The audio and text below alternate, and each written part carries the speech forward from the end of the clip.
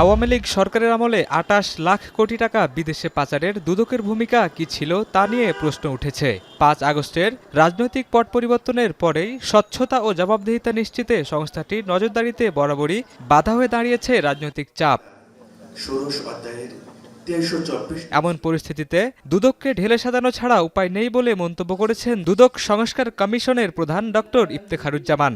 আন্তর্জাতিক দুর্নীতি বিরোধী দিবসের আলোচনায় তিনি আরও বলেন, আমলাতান্ত্রিক ও রাজনৈতিক ইতিবাচক পরিবর্তন ছাড়া দুদকের কার্যকারিতা বাস্তবায়ন অসম্ভব। দেশের মানুষ দুর্নীতিবাজ না, কিন্তু মানুষকে দুর্নীতিবাজ করে ফেলা হয়েছে।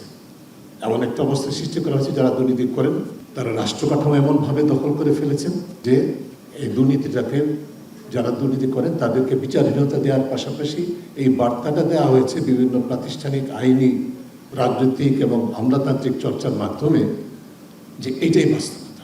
গত ১৫ বছরে রাষ্ট্রীয় প্রতিষ্ঠানগুলোতে দুর্নীতির অনুকূল পরিবেশ ছিল উল্লেখ করে আইন উপদেষ্টা বলেন, দুদক ও বিচার বিভাগের মতো প্রতিষ্ঠানগুলোকে নিজের দাসে পরিণত করেছিল শেখ হাসিনা।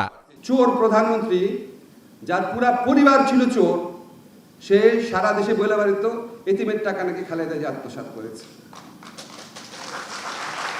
এই চোরের মুখের সামনে কেউ কোনো কথা বলতে পারতো না। দুদক তার দাসে পরিণত হয়েছিল, বিচার বিভাগ তার দাসে পরিণত হয়েছিল।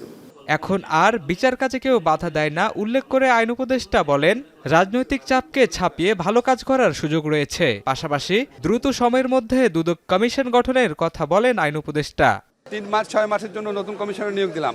উনাদের প্রস্তাবিত আইন অনুযায়ী আবার উনাদেরকে বাদ দিয়ে আবার নিয়ে দিলাম।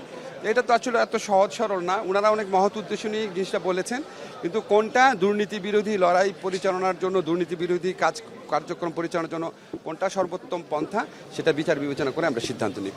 আলোচনা সভায় বক্তারা বলেন, দুদকের পাশাপাশি দুর্নীতি দমনে সামাজিক প্রতিরোধ গড়ে তুলতে হবে।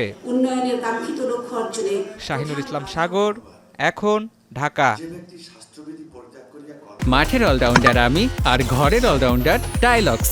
টাইলক্স টয়লেট ক্লিনার, ক্লিন মানেই টাইলক্স।